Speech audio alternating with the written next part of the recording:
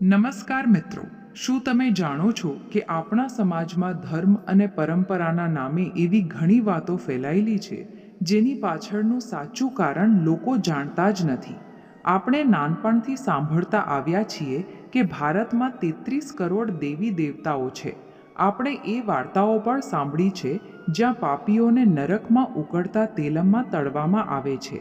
અને રાત્રિના અંધકારને લઈને પણ આપણા મનમાં અનેક ડર વણાયેલા છે.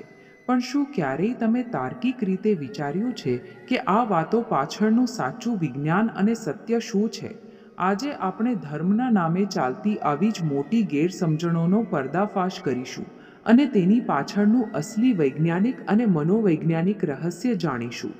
વિડિયો ખૂબ જ રસપ્રદ થવાનો છે, એટલે છેલ્લે સુધી બન્યા રહેજો. સૌથી પહેલાં વાત કરીએ એક એવા શબ્દની જે આપણે આખો દિવસ બોલીએ છીએ, ભગવાન. વિજ્ઞાનની દૃષ્ટિએ અને આપણા અસલી પ્રાચીન શાસ્ત્રોની દૃષ્ટિએ ભગવાન કોઈ વ્યક્તિ નથી કે જે આકાશમાં ક્યાંક વાદળોની પાછળ બેઠા છે. ભગવાન શબ્દ પોતે જ પ્રકૃતિના 5 તત્વો એટલે કે પંચમહાભૂતમાંથી બનેલો એક અદ્ભુત અક્ષરમેળ છે. ચાલો તેને વિજ્ઞાનની નજરે સમજીએ. આ શબ્દમાં ભનો અર્થ થાય છે ભૂમિ એટલે કે પૃથ્વી, ગનો અર્થ થાય છે ગગન એટલે કે આકાશ, વ એટલે વાયુ એટલે કે હવા. આ જે કાનો છે તેનો અર્થ થાય છે આદિત્ય અથવા અગ્નિ એટલે કે ઊર્જા, અને ન એટલે નીર એટલે કે પાણી.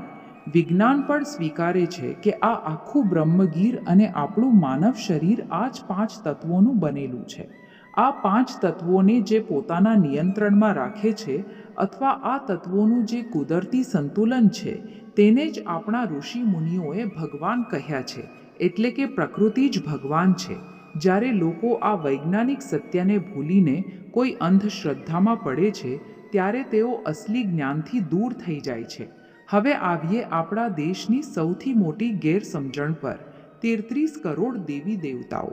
તમે ઘણી જગ્યાએ લોકોને આ વિષય પર દલીલો કરતા કે મજાક ઉડાવતા જોયા હશે, પણ સત્ય કંઈક તદ્દન અલગ જ છે. આપણા પ્રાચીન વેદોમાં ક્યાંય પણ કરોડ નંબર શબ્દનો ઉલ્લેખ નથી. ત્યાં અસલી શબ્દ વપરાયો છે કોટી. સંસ્કૃત ભાષામાં કોટી શબ્દના 2 અર્થ થાય છે. એક અર્થ થાય છે કરોડ અને બીજો બહુ જ મહત્વનો અર્થ થાય છે પ્રકાર અથવા કેટેગરી.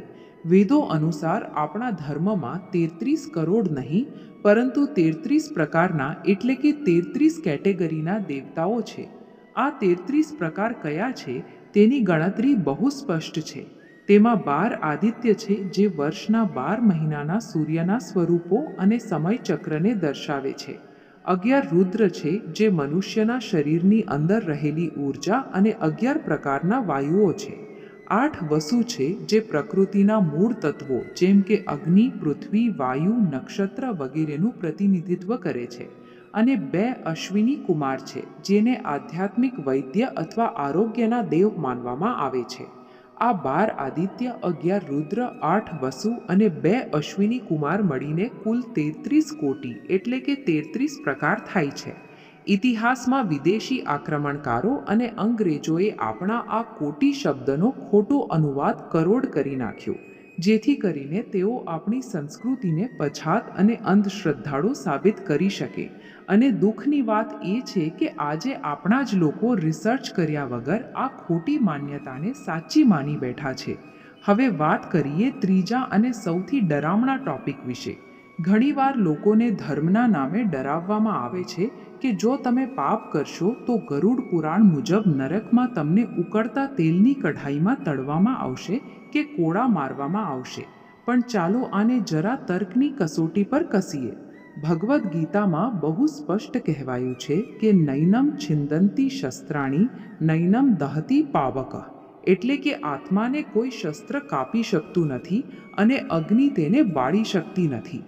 મૃત્યુ પછી આપણું ભૌતિક શરીર તો અહીં જ 5 તત્વોમાં મળી જાય છે કે બળીને ખાખ થઈ જાય છે. તો પછી કઢાઈમાં કોને તળવામાં આવે છે? આત્માને તો તેલમાં તળી શકાય જ નહીં. તો પછી આ બધી વાતો કેમ લખાઈ? તેની પાછળ એક બહુ મોટું મનોવિજ્ઞાન કામ કરતું હતું, જેને ધર્મદંડ કહેવામાં આવે છે. આ સમાજને શિસ્તમાં રાખવા માટેનો એક રસ્તો હતો. વિચાર કરો, જો દુનિયામાં કાયદો, કોર્ટ કે પોલીસ ન હોય તો સમાજમાં ગુનાખોરી અને અરાજકતા કેટલી વધી જાય. બસ એવી જ રીતે પ્રાચીન સમયમાં લોકોને ખરાબ કર્મો કરતા રોકવા માટે, પાપથી બચાવવા માટે અને સમાજમાં નૈતિકતા જાળવી રાખવા માટે આવા ડરનો ઉપયોગ એક સાધન તરીકે કરવામાં આવ્યો હતો. આ માત્ર એક પ્રતીકાત્મક વાર્તાઓ છે જેથી સામાન્ય માણસ પણ ખોટું કામ કરતા ડરે.